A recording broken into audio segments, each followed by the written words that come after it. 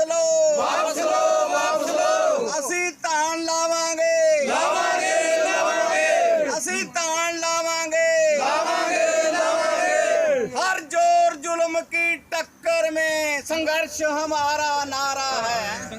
हर जोर जुल्म की टक्कर में संघर्ष हमारा नारा है। हर जोर हमारे साथ रतिया से किसान सभा के सह सचिव जुड़े हैं मनदीप नथवान। आइए उनसे जानते हैं उनका क्या उद्देश्य है आगे की और क्या रणनीति है। मनदीप जी, आप जो विरोध कर रहे हो, क्या उद्देश्य है आपका और आगे क्या रणनीति रहेगी? खट्टर सरकार ने मेरा पानी मेरा विरासत के नाम से एक योजना लॉन्च की है, जिसे ये कह रहा है कि मैं पानी बचाना, मतलब जो भूमिगत जो नीचे पानी उससे बचाना चाहता हूँ आने वाली नस्लों के लिए। मगर ये मात्र सिर्फ झूठी लेने के लिए ये ऐसी योजना लॉन्च की है, क्योंकि जो यदि खट्टर को चिंता थी पानी बचाने की, तो गंगा नदी का पानी फैक्ट्रियों ने पोल्यूट कर दिया। प्रदूषण इतना पानी में जहरीला पानी फैक्ट्री में डाल रही है गंगा नदी। खट्टर साहब की सरकार आज तक प्रदूषण मुक्त नहीं कर पाई। और यदि पानी की चिंता होती तो खट्टर साहब जो भुन्ना शुगर मिल है उसे शुरू करवा देते, क्योंकि बहुत सा इलाका धान का कम हो सकता था, जिससे गन्ने की फसल पैदा की जा सकती है। खट्टर साहब को चिंता होती पानी की, तो 1509 जो बासमती की किस्म है उसे सीधा बिजाई के लिए अनुदान देते और उसकी सरकारी खरीद की गारंटी करते, क्योंकि वो बहुत कम पानी में फसल पैदा हो जाती है धान की। मगर सरकार पानी नहीं बचाना चाहती। ये तो कंपनियों को जमीन किसान अपने आप छोड़ दे, ऐसा माहौल ऐसी मतलब खेती के घाटे का सौदा बनाकर किसानों से जमीन लेना चाहती है। इसी दिशा में खट्टर की सरकार काम करती है। जैसे कि कहते हैं कि भाजपा सरकार द्वारा किसानों के हितों में अनेक योजनाएं लागू की जाती है, ऐसा कहा जा रहा है भाजपा सरकार द्वारा। बहुत ये इतनी किसानों ऐसी सरकार है जिन्होंने पिछली बार किसानों के ऊपर पराली के पर्चे दर्ज कर दिए, आपराधिक पर्चे। और ये इन्होंने कहा जो है किसान धान की पराली को आग नहीं लगाएगा उसे अनुदान देंगे। आज तक एक पैसा नहीं मिला। और बीमा कंपनियों को खुली मुक्ति छोड़ दी गई है। बीमा कंपनियां हमारे किसानों का पैसा बैंकों से सीधे काट लेती है। और जब फसल बर्बाद होती है तो कोई भी बीमा कंपनी किसान को मुआवजा नहीं देती। ये कैसी योजनाएं चला रहे हैं, ये किसान को बर्बाद करने को जुड़े हुए लोग हैं। खट्टर और दुष्यंत ये प्रॉब्लमों ने फैसला लिया है, ये फैसला किसानों के खिलाफ है। और किसान ये समझ में ऐसा फैसला ले लिया खट्टर के इस शासन के खिलाफ और बहुत बड़ा आंदोलन किसान करेंगे। और एक खट्टर सरकार के कफन में आखिरी कील साबित होगा किसान आंदोलन। आगे की क्या रणनीति रहेगी आपकी जी? 25 तारीख को हजारों ट्रैक्टर लेकर हम डीसी कार्यालय का घेराव करेंगे। और यदि हमारी बात ना सुनी तो अनिश्चितकालीन के लिए बड़े आंदोलन की घोषणा वहीं कर दी जाएगी। और तमाम हमारी खेती बचाओ कमेटी के लोग हर गांव में आज गाँव के बस स्टैंडों पर आपने देखा होगा कि बड़े आंदोलन का आगाज बरतिया इलाके के किसानों ने कर दिया। बहुत बहुत शुक्रिया मनदीप जी जानकारी देने के लिए।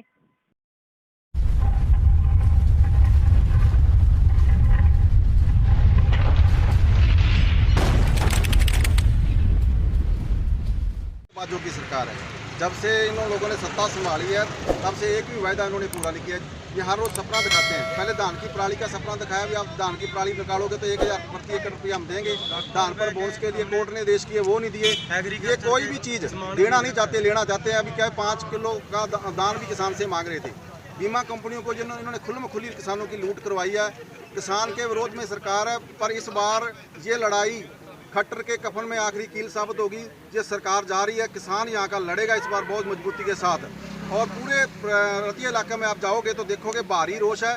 पानी बचाने की चिंता करता है खट्टर। पानी तो किसान को भी चाहिए, किसान भी चिंता करता है, मगर इसलिए किसान जिम्मेदार नहीं, सरकार की नीतियाँ जिम्मेदार है। यदि पानी बचाना होता तो 1509 का रेट दे देती सरकार, सीधी बिजाई पर अनुदान दे देती सरकार, गन्ना मिल चला देती सरकार, कोई अन्य फसलों का रेट सरकार खरीदने की गारंटी कर लेती, तो कभी भी आदमी धान ना लगाएगा। मगर सरकार पानी के नाम पे नाटक कर रही है।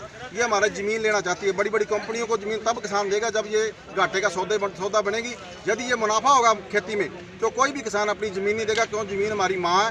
इसलिए सरकार का ये नीतिगत फैसला अभी ज़मीन किसान से लेनी है, उसी दिशा की तरफ ये कदम है।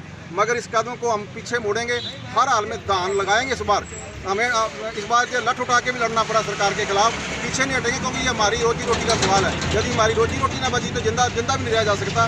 सरकार के साथ सरकार टकराव चाहती है किसानों के साथ। कोरोना के चलते हम सरकार के साथ टकराव नहीं चाहते, मगर सरकार की मंशा है भी सरकार इस बार टकराव करने के लिए तैयार है।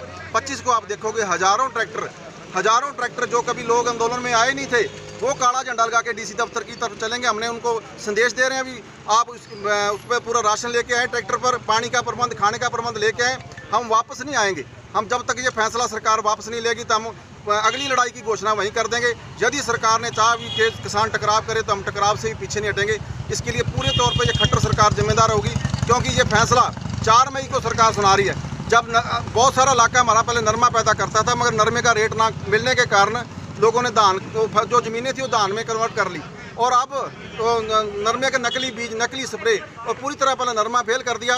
अब कह रहे हैं नरमा की बिजाई करो। जब हमारे पास से जो साधन थे, नरमा बीजने की मशीनें थी, वो बेच चुके हैं और कोई प्रबंध नहीं है। 4 तारीख को फरमान सुनाते हैं कि आप नरमा बोलो, और उल्टा ये धमका रहे हैं भी हम आपका सब्सिडियां बंद कर देंगे, कनेक्शन काट देंगे। खट्टर साहब हम सत्ता से बाहर कर देंगे। ऐसी लड़ाई रतिया के लोग छेड़ेंगे। ये खट्टर सरकार हरियाणा में टिक नहीं सकेगी।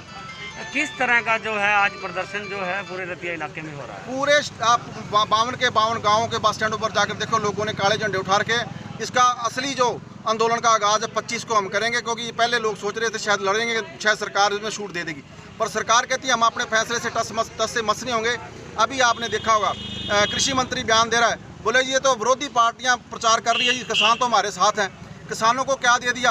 आप देखो, बीमा कंपनियों ने हमारे पैसे काट रखे बैंकों में। अभी गेहूं की फसल बर्बाद हुई है, 1 रुपया नहीं मिलता किसान को। वो कंपनियों के दफ्तर कहाँ हैं? कहाँ पैसा जाता है? सरकार की मर्जी से, सरकार अपनी मर्जी से किसानों को लुटवा रही है। हम तमाम मांगों को लेकर हमने किसान खेती बचाओ कमेटी का गठन कर लिया। बड़ी लड़ाई रतिया के लोग देंगे। ये हरियाणा में नहीं, देश में इसकी गूंज पड़ेगी। किसी भी हद तक जाना पड़े हम जाएंगे, और सरकार को इस फैसले को वापस लेना पड़ेगा। मैं सुखविंदर सिंह आल इंडिया किसान सभा ਵੱਲੋਂ बोल रहे हैं। ਅੱਜ ਹੁਣ ਅਸੀਂ ਖੜੇ ਆ ਪਿੰਡ ਘਾਸਵਾ ਦੇ ਵਿੱਚ। ਇੱਥੋਂ ਦੇ ਜਿਹੜੇ ਸਾਰੇ ਕਿਸਾਨ ਹੈ ਕਾਲੇ ਝੰਡੇ ਲੈ ਕੇ ਸੜਕ ਤੇ ਖੜੇ ਆ। ਤਾਂ ਜਿਹੜਾ ਰਤੀਆ ਬਲਾਕ ਹੈ, ਜਿਵੇਂ ਹਰਿਆਣਾ ਦੇ ਵਿੱਚ 8 ਬਲਾਕਾਂ ਤੇ ਬੈਨ ਕੀਤਾ ਧਾਨ ਲਾਉਣ ਤੇ, ਉਹਦੇ ਚੋਂ ਰਤੀਆ ਬਲਾਕ ਦੇ ਜਿਹੜੇ 52 ਪਿੰਡ ਹੈ, 52 ਪਿੰਡਾਂ ਦੇ ਵਿੱਚ ਹੀ ਸਾਰੇ ਕਿਸਾਨ मतलब काले झंडे लैके अज रोस प्रदर्शन कर रहे हैं। जे फिर भी सरकार ने जिहड़ा तुगलकी फरमान जारी किया धान ना लाउण दा, धानां ते पाबंदी लाई है, तां असीं 25 तरीक नूं सारे किसान सब बच्चा ट्रैक्टर लैके DC ऑफिस का घराव करांगे ते इस अंदोलन नूं अगे भी अपने इंडिया लैवल ते मतलब इसनूं चलावांगे।